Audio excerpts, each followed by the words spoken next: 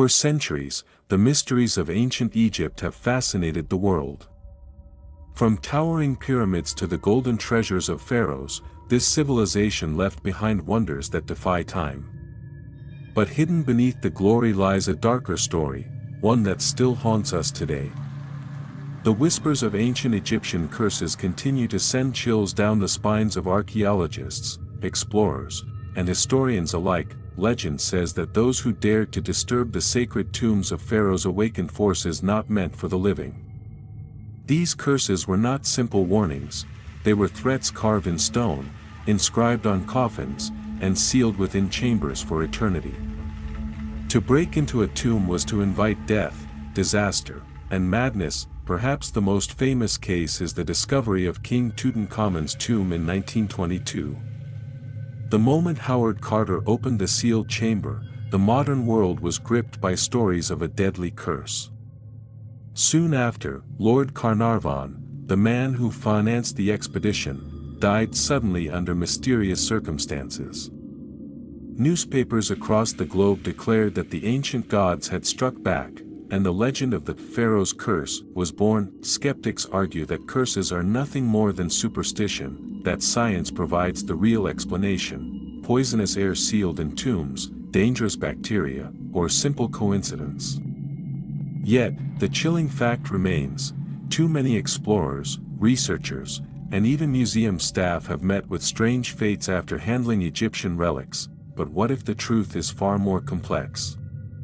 What if these curses were more than just words? What if they were powered by ancient rituals, spiritual beliefs, and forces beyond our understanding? Over the next chapters, we will uncover the deadliest curses of ancient Egypt, from Tutankhamun to forgotten tombs buried deep in the desert sands. We'll explore the stories of explorers who paid the ultimate price, the warnings left by priests of the afterlife, and even the modern-day accidents tied to Egyptian artifacts. So stay with us as we peel back the sands of time. The past is calling, the pharaohs are watching, and the curses of ancient Egypt may be closer to us than we dare believe. In the winter of 1922, the world stood still when British archaeologist Howard Carter uncovered the long-lost tomb of Pharaoh Tutankhamun in Egypt's Valley of the Kings. Hidden for more than 3,000 years, the tomb glittered with unimaginable treasures: solid gold, intricate statues, and walls covered in sacred hieroglyphs. But among this breathtaking discovery lay something else, something unseen, a curse whispered through the desert sands. Soon after the tomb was opened, tragedy struck. Lord Carnarvon, the wealthy patron who financed the expedition, suddenly fell ill. He died within weeks from a mysterious infection. Newspapers wasted no time in spreading the headline: "Death comes from the Pharaoh's curse." Rumors spread that Carnarvon's dog howled and died the very same night in England, at the exact hour of his master's death. The world was convinced that the boy king had taken his revenge, but Carnarvon wasn't the only victim. Over the following years, several members of the expedition fell to bizarre accidents and sudden illnesses. Some collapsed in the middle of their work, others died far from Egypt but under equally mysterious circumstances. To believers, the pattern was clear: those who violated Tutankhamun's eternal rest paid the ultimate price. Yet skeptics argued another explanation. Ancient tombs, sealed for thousands of years, contain deadly spores, bacteria, and toxic air. Perhaps Lord Carnarvon's death was not supernatural vengeance, but the effect of invisible poisons unleashed when the tomb was opened. To scientists, this seemed reasonable. But to the public, no scientific explanation could shake the image of a pharaoh striking down intruders from beyond the grave. What made Tutankhamun's curse so powerful in people's minds was not just the deaths, but the timing. Tragedy followed discovery almost immediately. Each new incident reinforced the legend. Newspapers across Europe and America printed stories daily, fueling a worldwide fascination with Egypt's dark mysteries. Today, historians still debate whether the curse was real or merely a superstition magnified by coincidence and media frenzy. But one thing is certain, since that day in 1922, the world has never looked at the tombs of Egypt the same way. The legend of the Pharaoh's curse was born, and it continues to terrify and fascinate us a century later. Long before the discovery of Tutankhamun's tomb, ancient Egyptians had already carved terrifying warnings and curses into the walls of their burial chambers. These were not just decorations, they were spiritual weapons, meant to protect the dead from intruders. Anyone who dared disturb the sacred rest of a pharaoh or noble would face the wrath of gods and spirits. One chilling example comes from the tomb of Kentika Ekeki, an official during Egypt's Old Kingdom. Inscribed on the wall was a curse that read, "All people who enter this tomb, whether evil or good, there will be judgment upon them by the great God." Another tomb threatened intruders with scorpion stings, crocodile attacks, and even the loss of life itself. To the Egyptians, death was not the end, and anyone interfering with the dead risked an eternity of divine punishment. For centuries, these warnings remained sealed within the sands. But when 19th-century explorers and grave robbers began to dig into tombs, strange accidents followed. Workers fell ill, expeditions ended in disaster, and many never returned from the desert. To the locals, this was proof that the ancient curses were alive and well. Even the desert itself seemed to conspire, with sudden sandstorms burying entire camps overnight. But what gave these curses their chilling power was the Egyptians' deep belief in the afterlife. They weren't empty threats. Priests of the temples performed rituals, calling upon gods like Anubis, the jackal-headed guardian of the dead, to protect tombs. The curses promised blindness, madness, and death to anyone who dared break the seal of a tomb. For the ancient world, these warnings were as real as any sword or spear. Modern archaeologists often dismiss the curses as superstition, yet the eerie coincidences persist. In more than one case, archaeologists who ignored these warnings suffered sudden health problems, accidents, or even untimely deaths. Was it pure chance, or something beyond science? Forgotten tombs may not be as famous as Tutankhamun's, but their warnings remain etched in stone, untouched by time. To this day, the words carved thousands of years ago still carry a weight of fear. Perhaps they are nothing but the echoes of an ancient culture, or perhaps they are reminders that the dead do not rest easily when disturbed. When we think of pharaohs, we imagine rulers cloaked in gold, commanding armies, and worshipped as living gods. But for the ancient Egyptians, death transformed a pharaoh into something even greater, a divine being with power over both the living and the dead. And for those who disturbed their tombs, it was believed that the pharaoh's revenge could reach across centuries. The story of Tutankhamun's curse may be the most famous, but it was far from the only one. Archaeologists in the 19th and 20th centuries often reported strange accidents after unsealing tombs. Tools would break unexpectedly, workers would fall to their deaths, and sometimes entire expeditions were plagued by misfortune. Was this simple bad luck, or the hand of the pharaohs striking back? One case often cited is that of archaeologist Zahi Hawass, who once transported ancient relics from a tomb. Shortly afterward, his family members began experiencing accidents and sudden illnesses. Hawass himself was injured in a car crash. While he later dismissed the events as coincidence, many Egyptians were convinced it was proof that the ancient kings still defended their treasures. Science offers more rational explanations.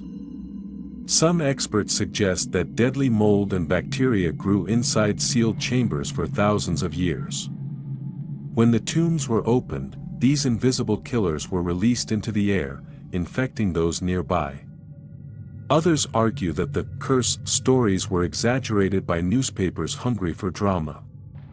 After all, tales of supernatural revenge sold far more papers than reports of fungal infections, yet, believers point out that not everyone was affected equally. Some explorers walked away unharmed, while others died in chillingly unusual ways. This selectiveness only deepened the belief that the pharaohs themselves chose their victims. The truth may never be fully known.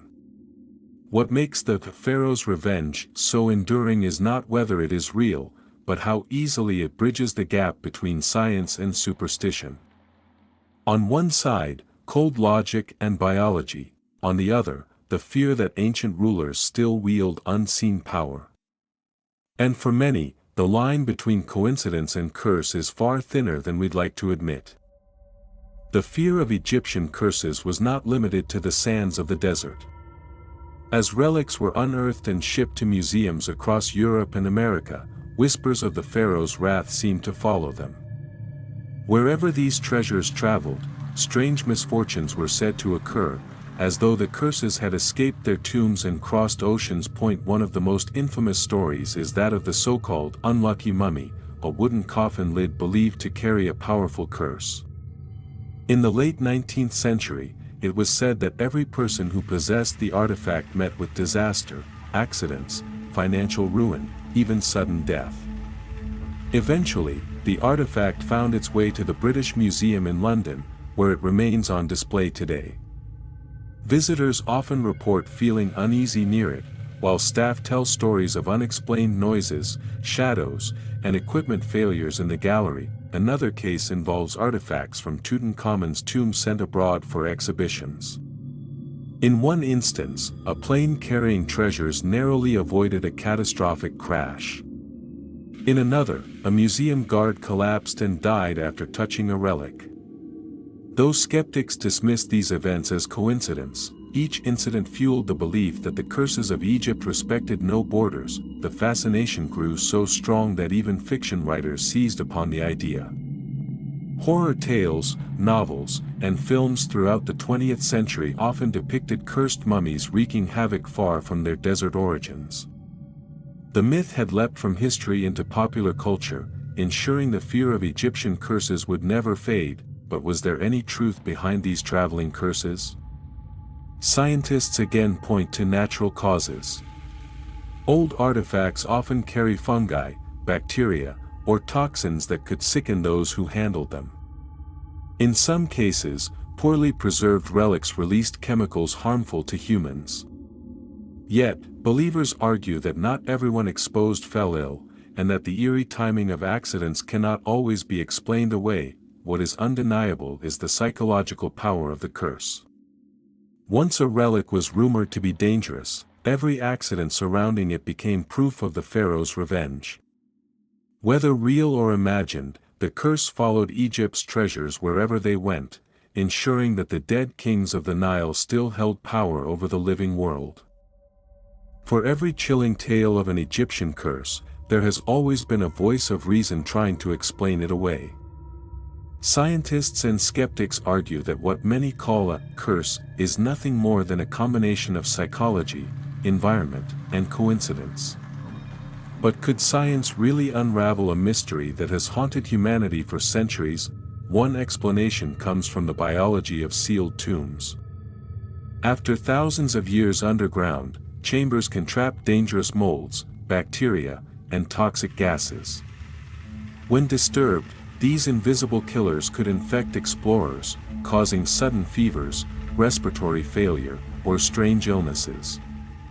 In fact, tests conducted on some mummies revealed traces of deadly fungi capable of harming anyone with weakened immunity. To a scientist, this was no curse, just microbiology at work. Another theory points to psychological suggestion. Once the idea of a curse was planted in someone's mind, even the smallest accident became a terrifying omen. Fear itself can weaken the body, leading to stress-related illnesses.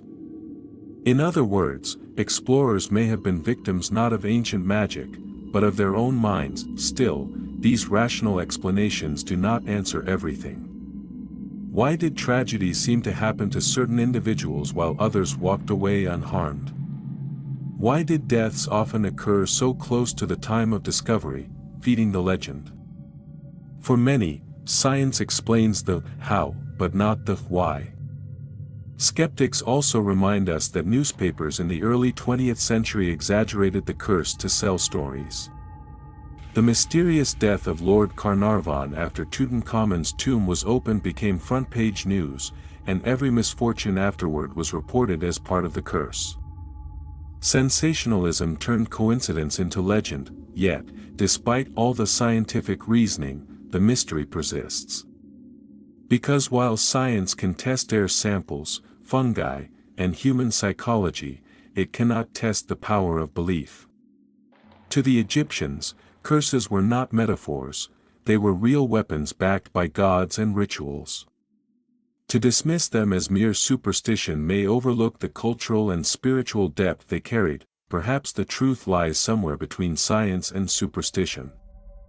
Curses may not be magical in the way we imagine, but the fear they inspire continues to shape our perception of Egypt's ancient past. And in the end, isn't the power to terrify and endure across centuries a kind of curse in itself? The legends of ancient Egyptian curses are not confined to the past. Even in the modern age of science and technology, strange stories continue to surface, reminders that perhaps the pharaohs still watch over their treasures. From archaeologists to tourists, countless people have reported eerie encounters that seem to echo the warnings inscribed thousands of years ago. One modern tale comes from the Egyptian archaeologist Zahi Hawass. When he first worked near the pyramids, he was asked to move relics belonging to a pair of children. That same night, he was haunted by visions of the children in his dreams, begging for their possessions to be returned.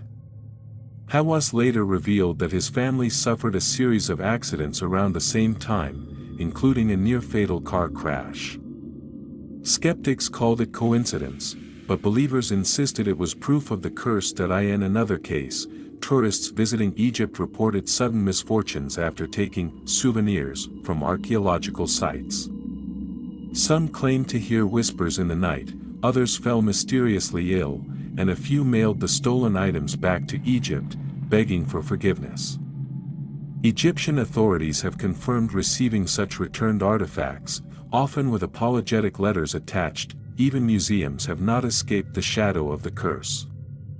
Staff members at the Cairo Museum and the British Museum have shared stories of unexplained footsteps, flickering lights, and objects shifting on their own in galleries containing Egyptian relics. Security cameras have even caught strange shadows moving when no one was present. Of course, skeptics point to stress, imagination, or natural causes. But the fact remains, the legend of the curse continues to thrive in the modern world, despite all our scientific progress. It is as if the presence of these ancient relics stirs something deep within us, an instinctual fear that we are trespassing where we do not belong. The persistence of these stories shows that the curse is not just a relic of history, it is alive in the minds of people today. Whether real or imagined, it continues to cast a shadow, reminding us that even in the 21st century, there are mysteries science cannot fully explain. As we reach the end of this journey through the sands of time, one question remains: do Egyptian curses still hold power today? In an age of satellites, DNA testing, and artificial intelligence, it may seem foolish to believe in curses written thousands of years ago. Yet, the fascination remains. Every time a new tomb is discovered, whispers of the pharaoh's wrath return. Journalists still ask archaeologists about the curse. Tourists still step cautiously inside ancient chambers, and curators still debate whether moving relics invites bad luck. Psychologists argue that the power of the curse lies not in the words carved on stone, but in the human mind. Belief is a force stronger than any spell. If someone truly believes they are cursed, stress and fear can create real physical symptoms. Illness, accidents, and even death can follow, making the curse feel terrifyingly real.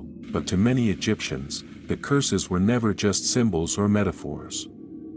They were the direct protection of gods like Anubis and Osiris, guardians of the underworld. To disturb the dead was to challenge divine order, and that belief continues to echo through history. For believers, the curses are not superstition, they are truth. In our modern world, the curses have taken on a new form: stories, films, and legends. From Hollywood's mummy movies to ghost hunting documentaries, the idea of the Egyptian curse has become part of global culture. Whether fact or fiction, it continues to inspire fear, curiosity, and respect for the mysteries of the past. So, do curses still hold power today? The answer may be both yes and no. Science may explain the mold, the bacteria, the accidents, and the fear. But belief, the power of the human imagination, ensures the legend will never die. In that sense, the pharaohs achieved exactly what they wanted. Their voices still echo, their warnings still haunt, and their presence still lingers. The sands of Egypt hold many secrets yet to be uncovered. And perhaps that is the greatest curse of all, that we may never know the full truth, but we will never stop searching.